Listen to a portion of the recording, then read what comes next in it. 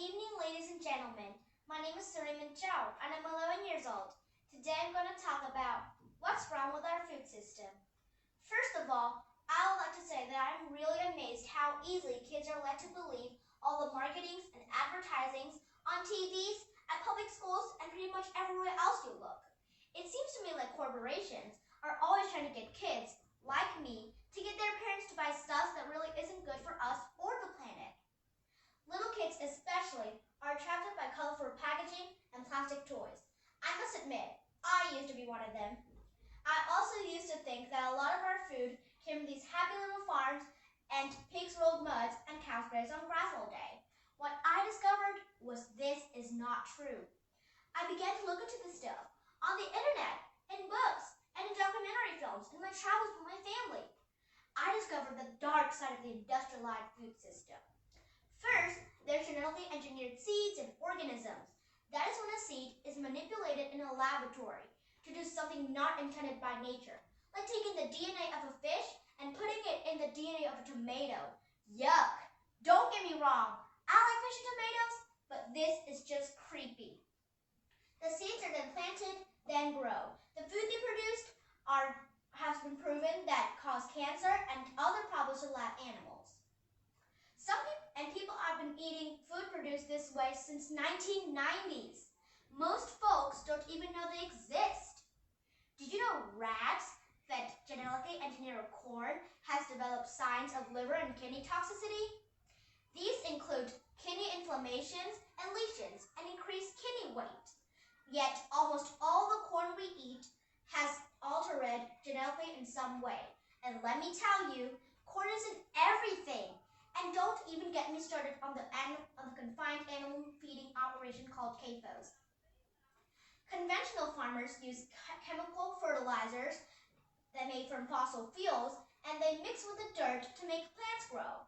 They do this because they strip the soil of all nutrients from growing the same crop over and over again.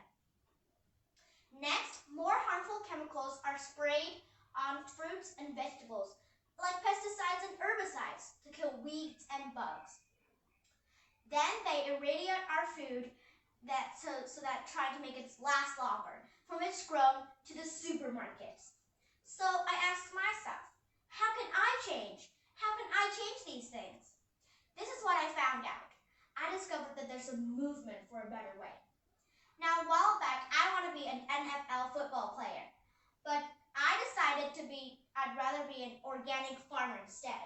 And that way, I can create a better impact on the world. I learned from this guy named Joel Salatin. They called him the Lieutenant Farmer because he grows against the system. Since I'm homeschooled, I want to go to hear him speak one day. This guy, this man, this lunatic farmer doesn't use any pesticides, herbicides, or genetically modified seeds. And so for that, he's called crazy by the system.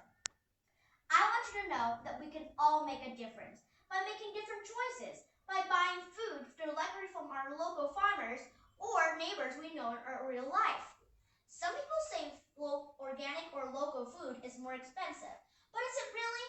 With all the things that I have been learning about the food system, it seems like to me that we can either pay the farmer or we can pay the hospital.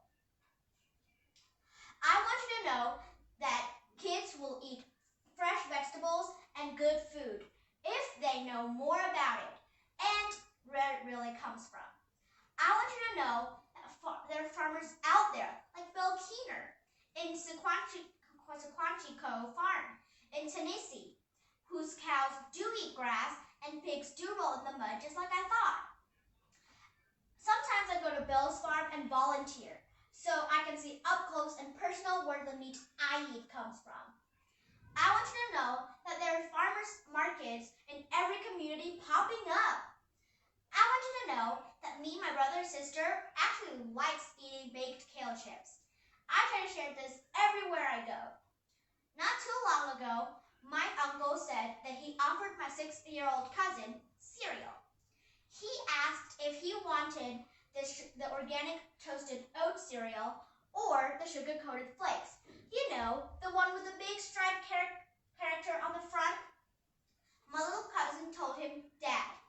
he would rather have the organic toasted oat cereal because Bert says he shouldn't eat sparkly cereals. And that, my friends, is how it can make a difference. So, the next time you're at the grocery store, think local. Choose organic, know your farm, and know your food. Thank you.